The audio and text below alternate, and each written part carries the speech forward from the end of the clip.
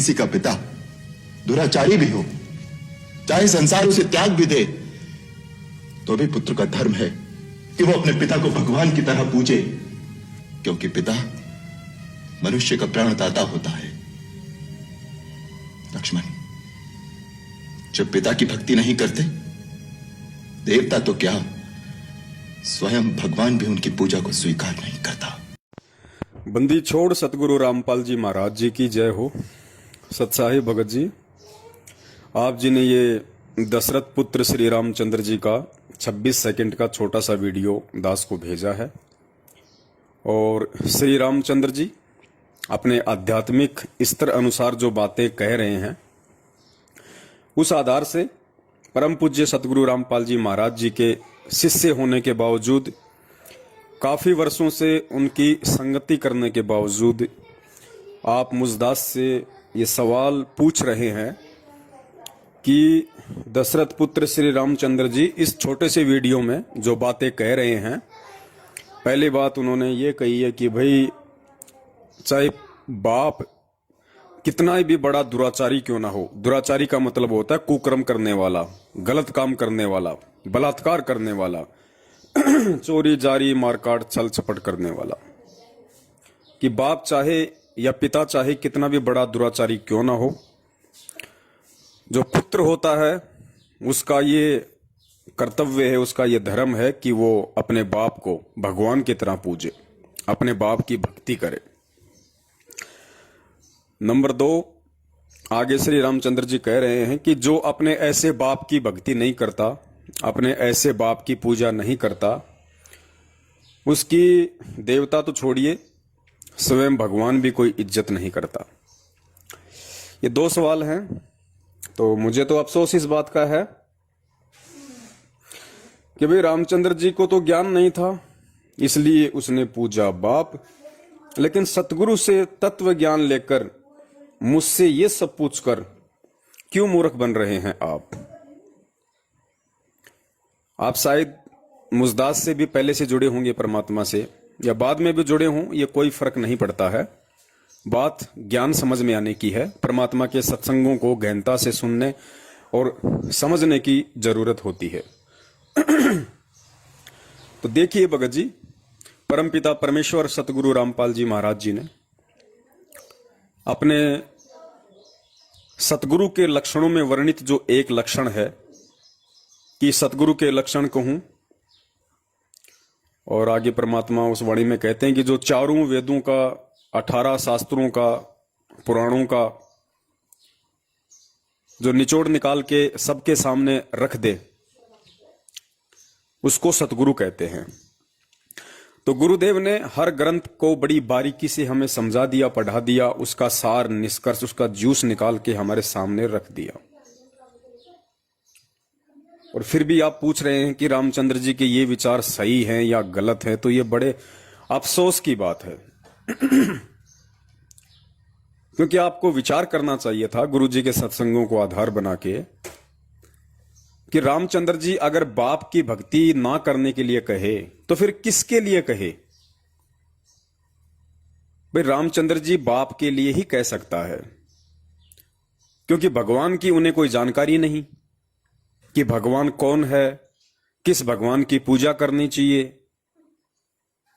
और जो व्यक्ति भगवान और भगवान की भक्ति के विषय में सही जानकारी दे सकता है, वो होता है गुरु। तो गुरु रामचंद्र जी को ऊंचे लेवल का नहीं मिला, उनको नकली गुरु मिला हुआ था, वशिष्ठ जी। वो ज्ञानी तो थे, लेकिन वो तत्व ज्ञानी नहीं थे, और तत्व ज्ञान ना होने के कारण वो गुरु भी गलत ही होता है। तो रामचंद्र जी के पास में अपने पिता दशरथ जी की भक्ति करने के अलावा कोई ऑप्शन ही नहीं था। और दूसरी बात, ये रामचंद्र जी का आध्यात्मिक लेवल दर्शाता है कि उन्होंने अपना गुरु बना रखा वशिष्ठ को। वशिष्ठ ने रामचंद्र जी को ओम नाम दिया हुआ था भक्ति करने के लिए, और उसके बावजूद भी रामचंद्र जी के ये विचार हैं कि जो अपने बाप की भक्ति नहीं करता, उसकी तो इज्जत देवता तो छोड़ो भगवान भी नहीं करता। तो ये रामचंद्र जी के आध्यात्मिक स्तर को भी दर्शाता है कि त्रेता युग में जन्म लिए दशरथ पुत्र श्री रामचंद्र जी को कितना आध्यात्मिक ज्ञान था।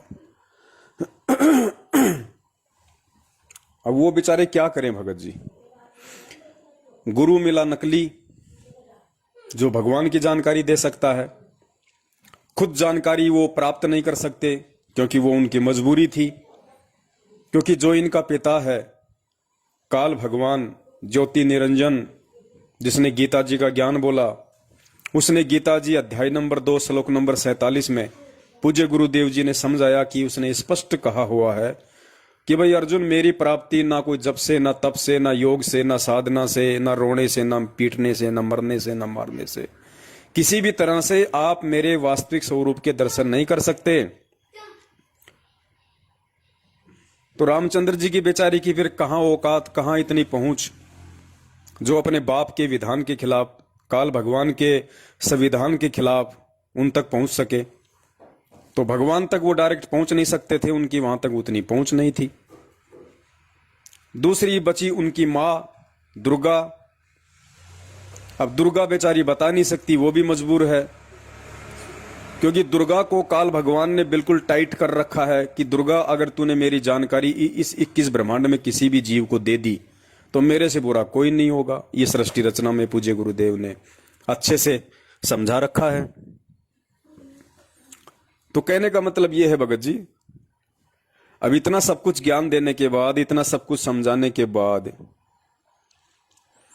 आज भी हम एक दिन छोटे छोटे वीडियो को देख के जो काल भगवान की प्रेरणा से हमारी आंखों के सामने आते हैं, ये वीडियो तो आपके आंखों के सामने पहले भी आए होंगे। ऐसा तो है नहीं, आज आपकी कम से कम 30 साल के आसपास की उम्र है, ज्यादा भी हो सकती है।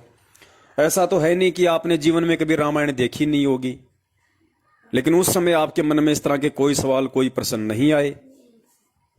लेकिन आज आपके मन में यदि इस तरह की प्रेरणा हो रही है, गुरु से इतना ज्ञान लेने के बाद भी, सतगुरु के द्वारा आध्यात्मिक मार्ग को इतना क्लियर करने के बाद भी, तो ये काल प्रेरणा है। और काल यही चाहता है कि किसी भी तरह से इस जीव को मैं शंकालु बना के रखूं, इसके मन में शंकाएं पैदा करके रखूं, ताकि इसका फोकस भक्ति पे कम रहे और फालतू की बकवादों में ज्यादा रहे। तो भगत जी, इससे ज्यादा तो मैं अब क्या आप जी को संदेशा दे सकता हूं। जो मर्म था, जो रहस्य था, वो तो पूज्य गुरुदेव जी ने गन्ने की जूस की तरह निचोड़ के गिलास में डाल के हम सब आत्माओं को पीने के लिए दे दिया है। अब उसके बावजूद भी यदि कोई उस जूस को ना पी के, यदि उस रस रहित जो गन्ने का छिलका है, अगर उसी को चाटने की कोशिश करे, तो भाई वो तो फिर उसकी अपनी समझदारी, अपनी मूर्खता, कुछ भी कहें उसको। बाकी आप जैसे भक्तों से दास को इस तरह की उम्मीद नहीं थी। और ये क्यों हो रहा है? ये इसलिए हो रहा है भगत जी, क्योंकि लगता है आप जी ड्यूअल मोड में हैं। आपने एक मोबाइल में 2 सिम डाल रखी हैं। आप मैनेजमेंट की भी तरफ हैं, आप सत्सेवकों की भी तरफ हैं। तो जिस मोबाइल में 2 सिम होती है ना, वो आदमी परेशान रहता है। एक पे बात हो रही है, दूसरे पे टू टू टू टू चलती रहती है, यानी कोई दूसरा भी फोन करता रहता है, उधर से वो डिस्टर्ब होता रहता है। तो निवेदन करूंगा, प्रथम तो परमपिता परमेश्वर के सत्संगों को आधार बनाइए। अपने इस खोपड़ी रूपी मोबाइल से सतलोक आश्रम मैनेजमेंट हरियाणा रूपी इस जियो की सिम को निकाल के बाहर फेंको। वैसे भी लोग इसके टावर उखाड़ने में लगे हुए हैं आजकल।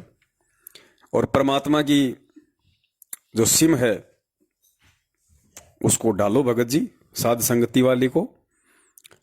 और फेसबुक पे जो लाइव प्रोग्राम आता है हर रविवार को, उसको देखो, सुनो, समझो निष्पक्ष होके और विचार करो। अब समय नहीं है भाई, अब समय बहुत कम बचा है। ये 1.5-2 साल का समय है। इस 1.5-2 साल के समय में भयंकर घमासान होगा। भगवान जेल में बैठने नहीं आया, बहुत इंतजार कर लिया। 1994 से 2014 तक तो ज्ञान दे के लोगों को समय दे दिया कि समझ जाओ समझ जाओ समझ जाओ। नहीं समझे कोई बात नहीं। 2014 से 2021 तक का समय लोगों को फ्री छोड़ के दे दिया कि करो तुम्हारी मनमानी, जो तुम्हें करना है, अपने पैर पे मारो तुम कुल्हाड़ी। कल को जब कटोगे तो दर्द भी तुम्हें ही होगा। तो जगत वाले तो गलतियां कर सकते हैं, ज्ञानहीन प्राणी गलतियां कर सकते हैं, लेकिन आप और हम तो परमपिता परमेश्वर के बच्चे हैं। उनके विधान, संविधान, ज्ञान, तत्व ज्ञान, मान मर्यादा, कर्म कुकर्म, अच्छे बुरे, हर चीज से हम परिचित हैं। परमेश्वर ने हमें करवा दिया। अब उसके बाद भगत जी इस तरह के सवाल यदि मन में पैदा होंगे तो कैसे बात बनेगी? कल को श्री कृष्ण लीला का कोई छोटा सा वीडियो आपके सामने श्री कृष्ण जी का आ जाएगा, उसमें ऐसा कोई डायलॉग मार दिया जाएगा, फिर आप उसको भेजोगे, कहोगे भगत जी ये क्या है, जरा इसको भी समझाओ। तो भगत जी इन चीजों को आप खुद के स्तर पे समझना शुरू करो, गुरुदेव के तत्व ज्ञान रूपी पासबुक को आंखों के सामने रख के। और पासबुक को आंखों के सामने रख के भी यदि कोई नकल नहीं कर पाता है तो फिर तो उसकी बहुत ही ज्यादा कमजोरी है, क्योंकि परमात्मा कहते हैं नकल में भी थोड़ी बहुत अकल चाहिए। तो भगत जी होता क्या है, परमेश्वर की एक वाणी है कि जिसकी जितनी बुद्धि उतना दे बता, उसका बुरा मत मानियो, वो अधिक कहां से लाए। तो रामचंद्र जी को जितना आध्यात्मिक ज्ञान था 3 लोक तक का, उस हिसाब से उन्होंने अपने विचार व्यक्त किए थे। और उनके विचारों से ये स्पष्ट झलकता है कि उन्हें 3 लोक का भी संपूर्ण ज्ञान नहीं था। बाप चाहे कितना ही बड़ा दुराचारी क्यों ना हो, बेटे का धर्म है कि वो उसकी भक्ति करे, उसकी पूजा करे। तो फिर भाई रावण का जो भाई था कुंभकर्ण, तो उसके विचारों में रामचंद्र जी के विचारों में तो कोई भिन्नता नहीं है। तो रामचंद्र जी भी कुंभकर्ण की ही श्रेणी में गिने जाएंगे, क्योंकि जब सीता को हरण करके ले आया था रावण, और जब श्री रामचंद्र जी ने सेना सहित वहां पे चढ़ाई कर दी, और रावण के नाना ने जब उसको सलाह दी कि भाई कुंभकर्ण को जगाओ, उस सेना के लिए तो वो अकेला ही काफी है, तो कुंभकर्ण को जगाने के लिए गए, बड़ी मुश्किल से उसको जगाया, उसको रावण के सामने पेश किया। तो उसने कारण जानना चाहा कि ये दशरथ पुत्र रामचंद्र अपनी सेना लेके लंका पे क्यों चढ़ाई कर रहा है, हमारे से उसकी क्या दुश्मनी है। तो पता चला कि कुंभकर्ण के जो बड़े भाई साहब थे रावण जी, उन्होंने सीता जी का अपहरण कर लिया, दुराचार करने की मनसा से, कुकर्म करने की मनसा से, क्योंकि वो दुराचारी हो गया था, गलत भावना से सीता को लेके आया था शादीशुदा होने के बावजूद भी, तो वो दुराचारी की श्रेणी में था। तो रामायण देखने वालों ने तो ये भी अच्छे से पता है कि उस समय जो रावण और कुंभकर्ण का जो संवाद हुआ था 5-10 मिनट का, उसमें कुंभकर्ण भी तो यही कह रहा था कि ठीक है आप दुराचारी हो, लेकिन शास्त्र कहते हैं कि भाई चाहे दुराचारी क्यों ना हो, छोटे भाई का ये कर्तव्य होता है कि उसको बाप के समान समझे, उसका धर्म है कि उसको विपत्ति में छोड़ के ना जाए। और वो भाषणबाजी रामचंद्र जी कर रहे हैं। तो फिर कुंभकर्ण में और रामचंद्र जी में अंतर क्या रह गया? इस अंतर को समझाने के लिए ही तो परमात्मा ने हमें तत्व ज्ञान दिया है, क्योंकि ये बोलते क्या हैं, होता क्या है, इन्हें खुद नहीं पता होता है कि 3 दिन पहले हमने कौन सी सब्जी खाई थी, इन्हें खुद याद नहीं रहता, तो आध्यात्मिक ज्ञान कहां याद रहेगा इन्हें। तो ये भ्रमणा आज पूरी दुनिया की तोड़ने के लिए ही तो सतगुरु आए हैं। सतगुरु आए दया करी ऐसे दीन दयाल, बंदी छोड़ वृद्धतास का जठरग्नि प्रतिपाल। परमात्मा इसीलिए तो सतलोक से उतर के आया है, सतगुरु की भूमिका कर रहा है। तो भाई अब समझना भगत जी आपने स्वयं ने पड़ेगा, और परमेश्वर के ज्ञान को आधार बना के समझना पड़ेगा। यो सौदा फिर नाही रे संतो, यो सौदा फिर नाही। सत साहिब जय हो बंदी छोड़ के।